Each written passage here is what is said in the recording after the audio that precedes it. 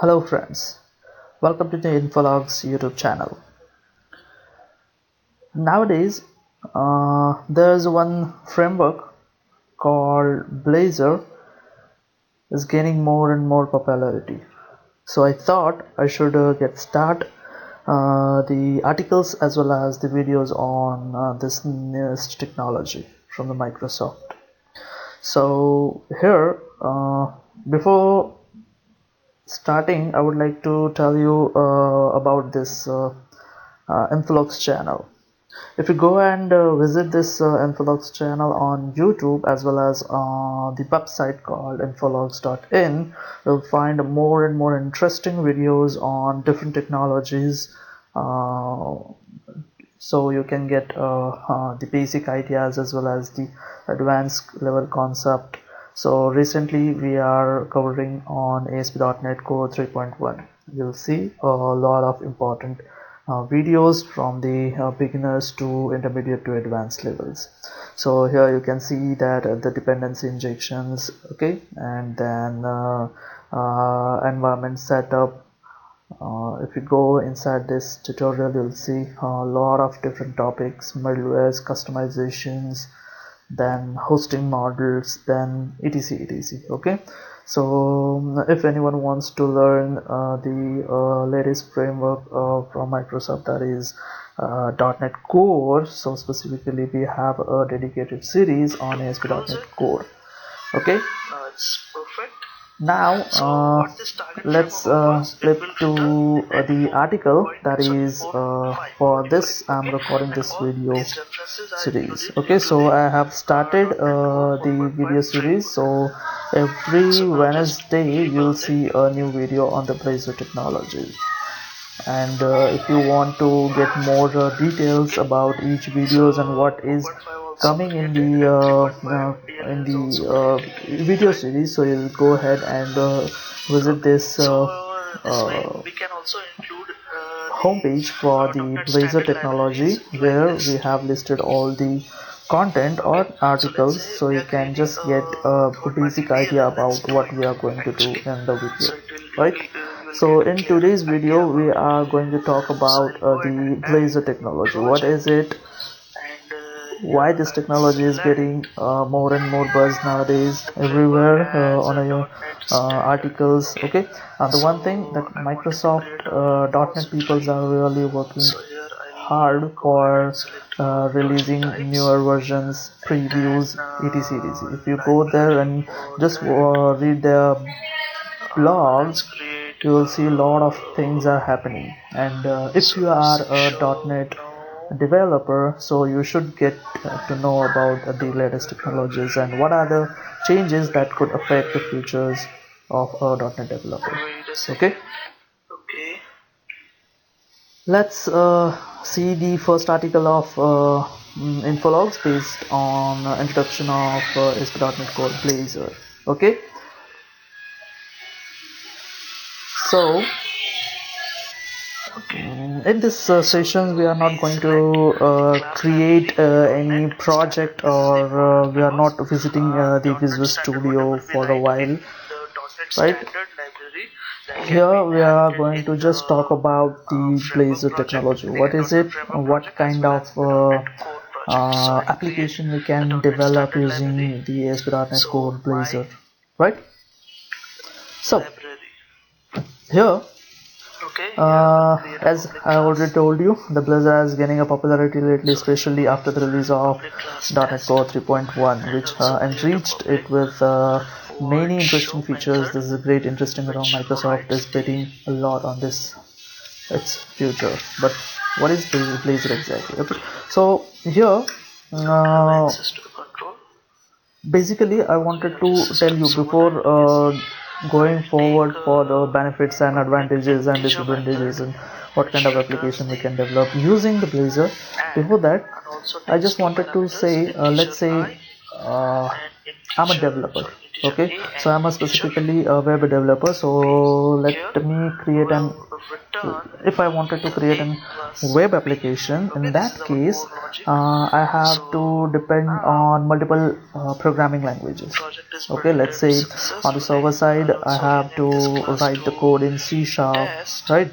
And if I wanted to go for the designing and client side interactive design, so I'll go for Bootstrap. Then I have to include the jQuery. Okay, any JavaScript framework like AngularJS or Backbone or Vue.js. Okay, this kind of framework that I have to use for the client side application. So Microsoft noticed all these points, and they told, why don't you guys use C# for the client side application? Yes, exactly. So after this statement, I think you have think that what can we use C# in the client side? Yes, actually with the using of Blazor framework we can use the C# language on server as well as on client side. Okay, so how that is going to work, what will be the flow of doing that, okay, all of that will cover in this Blazor video tutorial series. Okay, so Blazor is a programming framework to build a client-side web application with a .NET. It allows .NET developer to use their C# and Razor knowledge to build interactive UIs running in the browser. Developing client-side applications with Blazor brings new benefits to the .NET developers. That means we can say that .NET developers can be a full-stack developer. That means that developer doesn't need to jump to any other language. Okay, so that means we can develop the server side code using the C# as well as client side code and the UIs using the C#, right? So here benefits are we can create a rich and interactive UIs using the C# instead of JavaScript. Okay, here I would like to also say still there is a possibilities to use the JavaScript if you want to in Blazor. Okay, so that is also possible in Blazor. So share server side and client side app logic written in the .NET. If you think of the development of a web application in terms of .NET framework, so what we did, so we write server side code where we validate all the things which is coming from the front end, and at the front end in the JavaScript we also put the same kind of validation inside the JavaScript to put the server round trips, right? So in the Blazor that we don't need to do that. So that means the validation will be put in the central stage. You don't need to copy all your validation purposes on the back end and on the front end, right? That's why the share of server side and client side app logic written in the .NET C#, rendering the UI as HTML and CSS for a wide browser support including the mobile browsers. Yes, okay, you don't need to think about the compatibility of browsers. Okay, all the things is compatible already. Using .NET client side web development offers the following advantages: write code in C# instead of JavaScript. Lot of .NET developers will be more happy to use the C# at client side. Okay, they don't need to learn the new JavaScript or jQuery or any other framework like AngularJS or Vue or Backbone or Knockout, etc. There are lots of frameworks available. Okay, depending on the requirements the developer was selecting that, but now they don't need. Share app logic across the client, as I already told you, benefit from the .NET performance, reliability and security. Okay, obviously if the whole .NET application is running on a browser, the performance will be on the peak side. Stay productive with the Visual Studio on Windows, Linux. Yeah, there is a .NET Core, that's why it's gonna run on every platform. Okay, as Windows, Linux and Mac OS. Build a common set of languages, frameworks, and tools that are stable, features, and easy to use. So Blazor also supports the features of SPA framework. I hope you guys know about SPA. That is single page application. Okay. That supports the routing, just like our AngularJS supports layouts, form validations. Then, as I told you, we can also use the JavaScript drop in the Blazor technology. Build on save during the development, server-side rendering, and the dependency injection. That is the most interesting feature of ASP.NET MVC, right? So what is the prerequisite? That's very basic. I hope everyone has. If you have installed 2019 Visual Studio, then you're there. You don't need to install anything else. Now it's time to dive in a little bit deeper for the Blazor technology. If you see here, we have a new word called Blazor WebAssembly as well as a Blazor server. Okay. In this video, we are going to talk about these two things as well. So before discussing on Blazor WebAssembly, let's talk about the Blazor server. What is Blazor server? Okay. Blazor decouples the component rendering logic from UI. The updates are applied. Blazor server provides the support for hosting Razor components. I hope everyone knows about the Razor things, right? If you are ASP.NET MVC developer, then you are familiar with the Razor components. On the server in ASP.NET Core, UI updates are handled over a SignalR connection. So here, whole application will be hosted on a server, and then the communication between the server and client will be handled by the SignalR connection. So here a new technology they are using, that is SignalR. Okay, if we compare with the previous traditional ASP.NET web application, that was all the events was executing on server, and then the whole page was rendered to the client. Then when a client interacts with any of the component, let's say a button or control, then the whole page was posted back to the server and then process it again, and then the reflection was again sent back to the clients from the server. But here that doesn't need. Okay, so here automatically whatever the process, let's say the server request is coming to access the web application, so server will automatically produces the HTML and renders to the browser, and then whatever the particular part of the page or particular component which needs an update, only that component will get updated over the SignalR connection. That means the whole application will not gonna post back on the server and then produces the whole page again and then resend that whole page as a response to the earlier request. Okay, that kind of structure is not there anymore. So the particular component will get updated over the SignalR connection, right?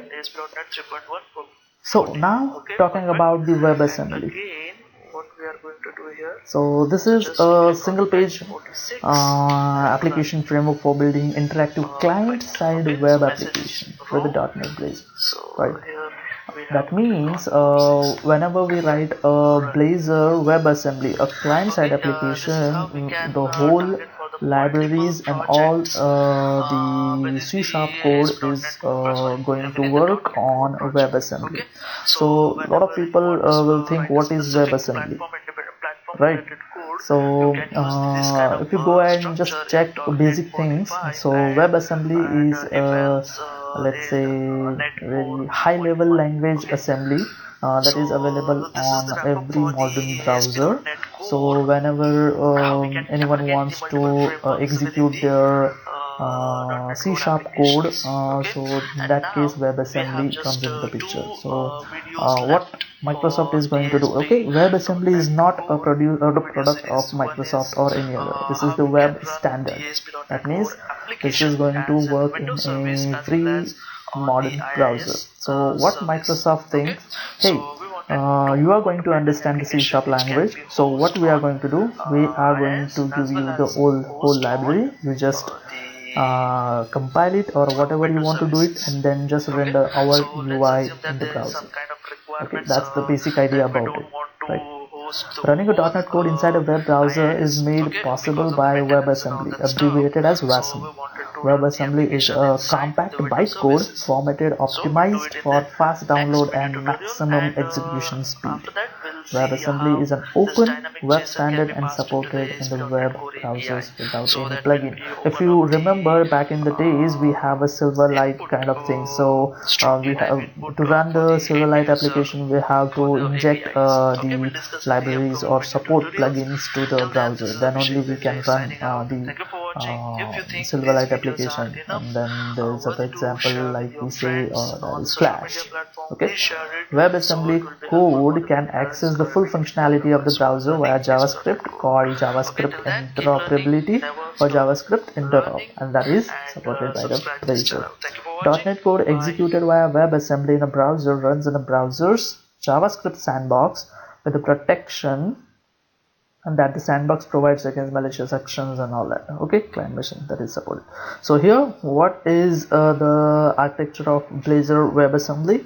So here your Blazor application is there, Blazor components are there, then the .NET and then the WebAssembly, and all the .NET code is running on top of WebAssembly, and then the whole operations will be done through JavaScript interop, the DOM operation.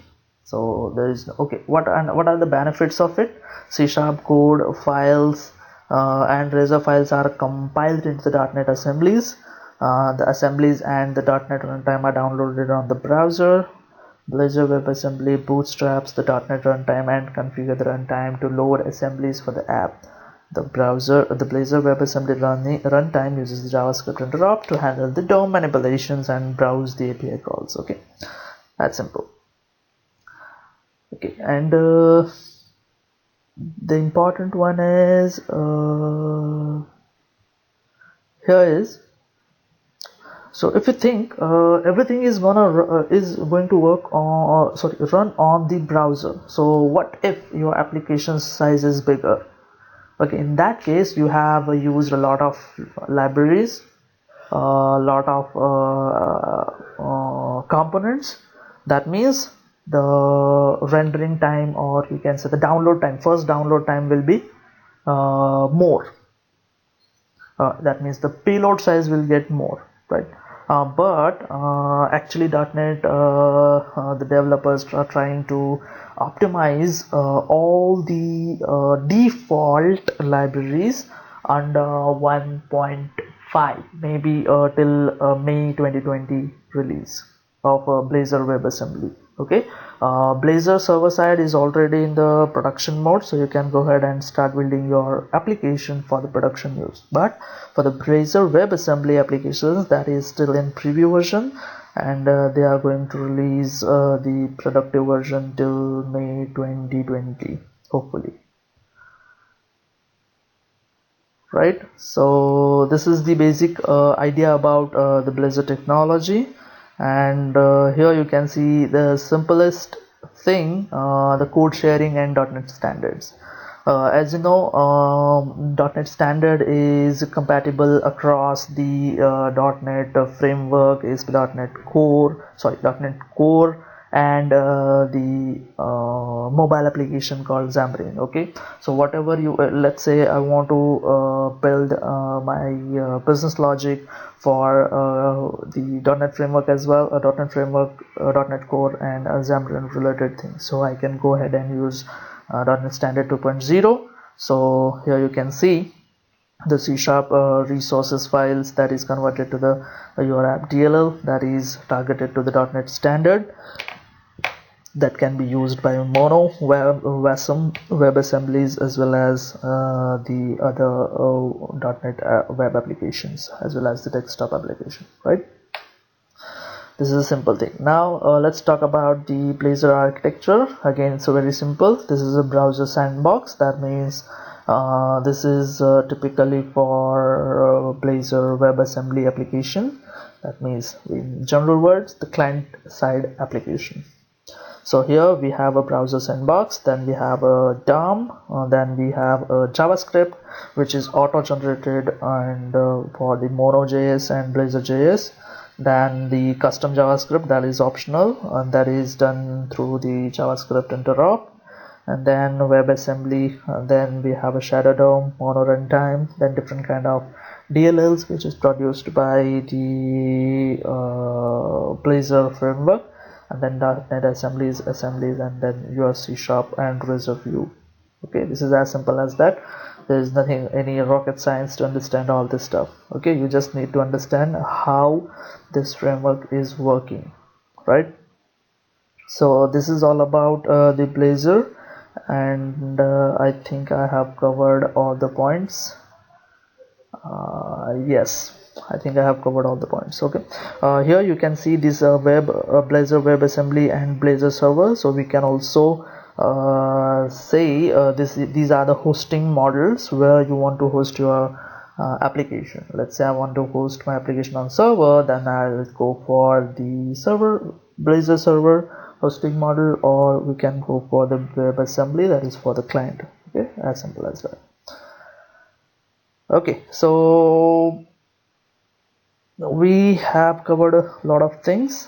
In the next video we are going to talk about the hosting models, that I have given a basic idea about it, and then then later we go for the default application of Blazor technology, right? Still, if you have any questions, you can put out into the comment, or you can also reach out to us on facebook.com/infologsin, as well as on Twitter, twitter.com/infologsin, that is IN. Okay, I hope you have enjoyed this video and you got a basic idea about the Blazor framework. And stay tuned on this video series. We will publish a new video on Blazor technology on every Wednesday, and there in a week we have continuation of ASP.NET Core on every Monday, and we have also launched the C# basic. Who wants to learn the C#, because in the future you will see a lot of different options for the development using C#. So I hope if anyone wants to start a fresh new learning of C# language, that is for that we are releasing a free new video on every Friday. So in a week you will see a 3 video, Monday, Wednesday, Friday, ASP.NET Core, Blazor, and C#. If you have any questions, you can just reach out to us. Our team will definitely revert it back for your questions. Thank you for watching. This is Abhishek signing out, and see you in the next video. Till then, bye bye.